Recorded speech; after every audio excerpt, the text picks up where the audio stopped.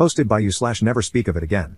When I was a teenager, my friend and I came up with the idea to write a list of life goals on a piece of paper for our older selves.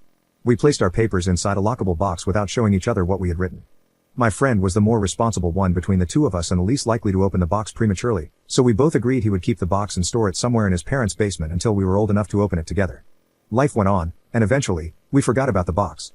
Fast forward to my friend's father passing away, which left him with the house he grew up in but no living parents. My friend made plans to turn the house into an Airbnb.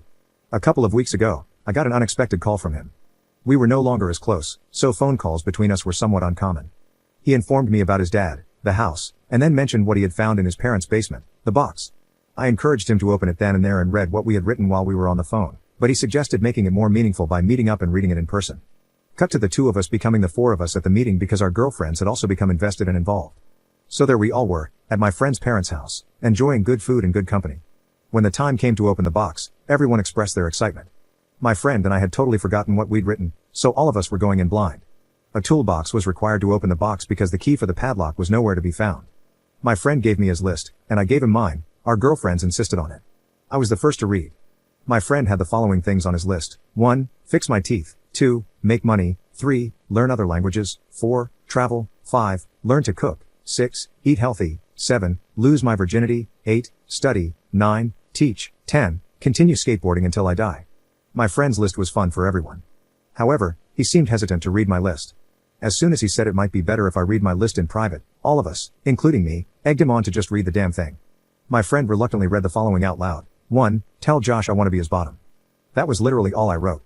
My friend, aka Josh, flipped the piece of paper so that all of us could see the drawing I had made of the two of us smashing. No one seemed to know how to react. I attempted to break the awkward silence by pointing out that I was obviously joking when I wrote that. My friend backed me up and said it was totally in character for teenage me to make gay jokes at inappropriate times. Everyone kind of filed my comment under boys will be boys and laughed it off. That being said, my girlfriend was not laughing during our drive home.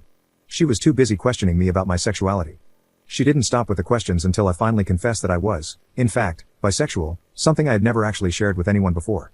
Needless to say, that revelation created tension between us, even though I've assured her that I'm not attracted to anyone else but her. Pessimism is telling me that I should brace myself for a breakup. Update 1 day later. My girlfriend seems to be ghosting me now. Her responses to my messages have gone from one-word comments that took her forever to send, to nothing at all. My friend, on the other hand, hasn't stopped messaging me since the events in my previous post. Between my girlfriend ghosting me and my friend bombarding me with follow-up questions, I definitely feel like I messed up as a teenager when I decided to leave a note to my future self that exposed my sexuality. My friend has sent me multiple messages to inform me that he's still in touch with some of our former high school classmates. He made me aware of this because he wanted me to understand why he thought it made sense to share our decades-old list of life goals with other people. At first, I had no problem with it because I assumed everyone who knew me in high school would just laugh at my list and add it to all the other dumb stuff I said and did as a teenager. According to my friend, our former high school buddies did, in fact, laugh, but they also added my gay joke, or gag, or whatever it was, to their own little list of clues that apparently made them doubt my straightness throughout high school.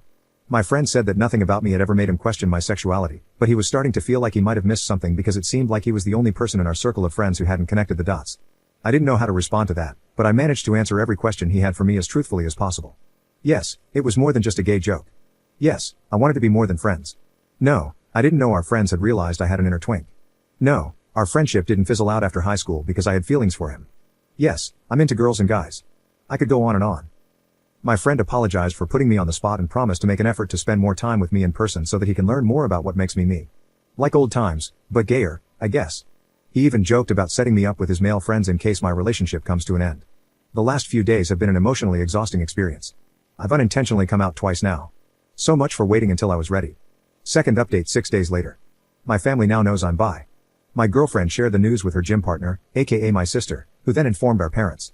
I had no idea any of this was happening until I recently visited my mom and dad. What was supposed to be nothing more than the usual hey mom, hey dad, hey totally straight son, blah blah blah unexpectedly became an obvious case of there's an elephant in the room. As soon as my parents asked me how things were going with my girlfriend, I knew they knew. My mom and dad never really cared about who I dated, so for them to suddenly be interested in my relationship made me feel like something was up.